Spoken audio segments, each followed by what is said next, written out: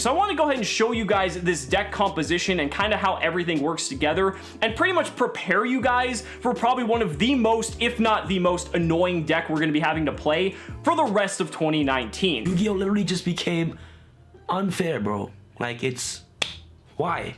I just want to showcase you guys that a deck like this will exist and that people will play this deck, okay? Because they're trolls. Oh my goodness, guys. This deck is just...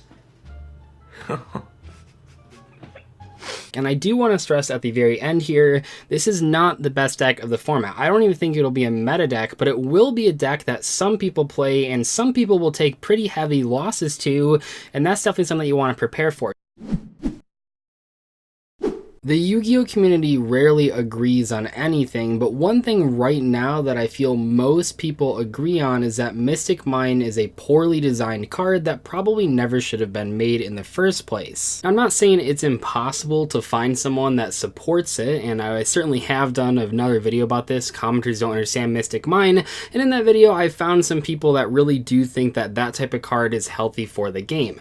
I think though, now that the card has seen play, it's come out, and we've seen how good / bad it is, I think most people at this point can say that the card just shouldn't have been printed in the first place. I put those clips at the beginning of the video because that sort of goes along with what I want to talk about, and that's that when we were talking about Mystic Mine before the card had come out, almost all the discussions were about Mystic Mine Burn. Mystic Mine Burn is a strategy that uses Mystic Mine, obviously, and then you stall out your opponent and draw into burn cards and burn them all of their life points, and that's kind of how that went, and that's what most people thought Mystic Mine would amount to. Eventually though, people started figuring out that Mystic Mine Burn wasn't good because of the burn cards, it was good because you were getting free wins with the Mystic Mine. But most people, when they thought of Mystic Mine and Mystic Mine being degenerate, were talking about it in context of that burn Mystic Mine strategy. And that's not wrong, by the way, because Mystic Mine Burn did definitely show up at regionals and YCSs and WCQs.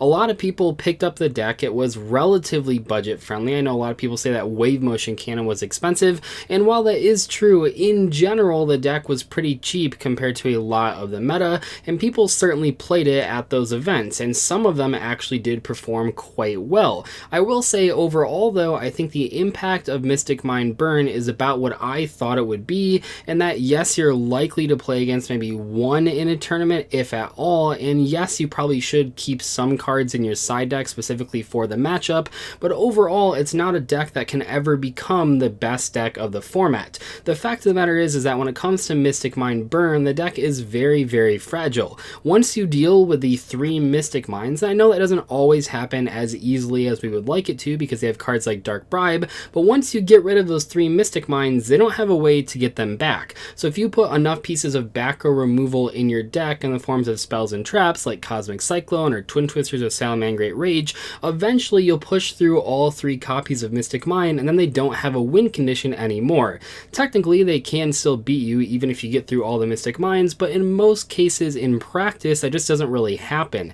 Once you push through those cards, they don't really have a way to stop you from just attacking for game, and their burn cards, while decent, a lot of times are really slow, and a lot of the deck, like a half of the deck, is just draw spells and ways to get to Mystic Mine, so once they're out of copies of the card, they have a lot of dead cards in their deck that they can't really do anything with anymore. And if you don't play competitive Yu-Gi-Oh right now because you hate pendulums or you hate link monsters, you're probably going to shake your head at what I'm about to say, but basically one of the biggest issues with Mystic Mine is that there shouldn't just be cards out there that if you don't have a specific out for, you instantly lose.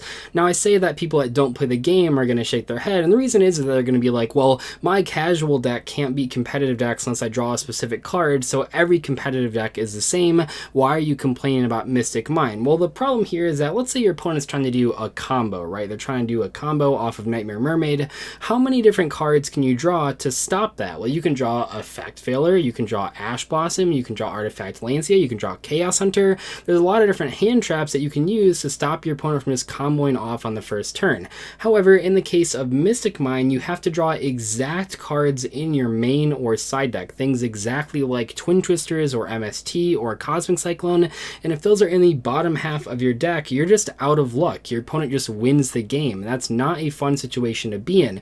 Not to mention, if it's game 1 and they drop Mystic Mine and you didn't want to play cards like that in your main deck because they're bad against the other popular matchups, well, now if your opponent uses that on you in game 1, you literally just don't have an out at all, so you have to scoop and go to game 2. From a gameplay and design standpoint, that is just not good for the players involved. It makes for a very poor tournament experience, and yes, everyone should have a variety of different options to deal with a variety of decks in their main and side deck, but something about Mystic Mine specifically, because it requires outs that you maybe wouldn't normally be playing in your main deck, makes it really frustrating to lose against, because you know that when your opponent uses it, you might just not have an out anywhere, no matter how many cards you draw, no matter how many turns you get. If you don't have an out to the card in your main, you just instantly lose every single game 1 that your opponent activates the card. But if I'm saying that deck wasn't very good or wasn't very popular, then what's with the title, Dzeeff? What is that about? Well, the problem is that many players, myself included, did not foresee Mystic Mine seeing playing strategies outside of Mystic Mine Burn. Sure, we saw the Striker Mystic Mine deck, but Striker was sort of on the way out when Mystic Mine came back into the game. They recently had Kagari Limited, which is a huge deal for that strategy, and a lot of people were unsure about the future of Sky Strikers in the meta. But other than that, I think a lot of people just didn't see the card being played in other strategies. The problem is, and why Mystic Mine is now breaking the game, quote unquote, is that a lot of decks, a lot of meta decks are playing this card in ways that people didn't really expect. For example, especially at the WCQs, we saw tons of decks playing Mystic Mine, and not just Sky Striker decks, not just burn decks. Salamangreat players were using Mystic Mine. Orcus players were using Mystic Mine. That is not something that I think a lot of people actually guessed would happen. Pretty much every single meta deck out there, except for Thunder Dragons, was teching in at least one copy of Mystic Mine. Now, whether or not that's because they could search it with Terraforming in decks like Orcus that already want to play Terraforming, or in some cases, like in Jesse Cotton's amazingly crazy first place World's Points playoff deck, if you saw his striker list, he was playing Trap Trick and he was playing Metaverse and Mystic Mine all in the main deck of Sky Strikers. We've seen similar things happen in Salamangreats. There's actually an OTK that you can do with Salamangreats, and one of the ways that they can sort of push it through your opponent's board is just by activating Mystic Mine. The fact of the matter is that Mystic Mine is incredibly powerful going second unless your opponent has multiple negations. You can use a Mystic Mine and they have to negate it, otherwise their entire board will be negated. You can just deck them out, but if they don't negate it, or if you have an extra copy, you just win the game in a lot of cases, especially against Thunder Dragon specifically. You see, the problem is, while a lot of people might argue that, well, yes, you can just play MST, you can just play Cosmic Cyclone, Mystic Mine really wasn't meant to go in other decks besides Mystic Mine Burn. I know that it's sort of arguable because we don't really know where Konami was in their design process, but I don't think the card was supposed to go into meta strategies. And actually, if you go back to that Commenters Don't Understand Mystic Mine video, most of the comments defending the card are saying, okay, this is a way for slow decks to actually combat the meta, when in reality, the most success that this card has had is in actual meta strategies, which isn't a good thing. The meta decks were already the best decks out there. Why make it way more complicated by adding an instant win card like Mystic Mine into already powerful decks, already the best decks of the format? Because what are you going to do as a Thunder Dragon player going first against Orcus? Are you going to side into your Twin Twisters that you may or may not have in your side deck just in case they draw exactly Terraforming or exactly Mystic Mine? In most cases, probably not, right? You're a combo deck, you want to combo off, and I understand that not everyone likes combo decks, but there really just shouldn't be a card out there like Mystic Mine that going second you can draw against a full board and just instantly win the game. That just shouldn't exist. In general, when we're talking about Floodgate cards, part of the reason they haven't always been the best cards of the format, and a lot of Floodgates exist that aren't currently being played, is that Floodgates, you usually have to draw them before your opponent makes a board. But with Mystic Mine, it's different, because Mystic Mine is a card you don't actually want to activate when you go first. You want to activate it when you go second to just lock out your opponent's entire board. It's actually kind of crazy when you look at those lists like Jesse Cotton's first place list where he's going to the World Championship, because in that Striker deck, he didn't play any hand traps in the main deck. He just played the Mystic Mine, because as he put it, all you have to do to basically automatically win that Thunder Dragon matchup, especially in game 1, is just draw more than one copy of Mystic Mine or a way to get to it, because they will have the Hot Red Dragon Archfiend to negate the the first one you play, but then if you just activate a metaverse or a trap chick to set the metaverse, now they can't negate that second one, and they just don't have an out to that card in their entire main or extra deck. So when you go first against an Orcus deck that has a lot of different ways to access field spells, it's really rough, because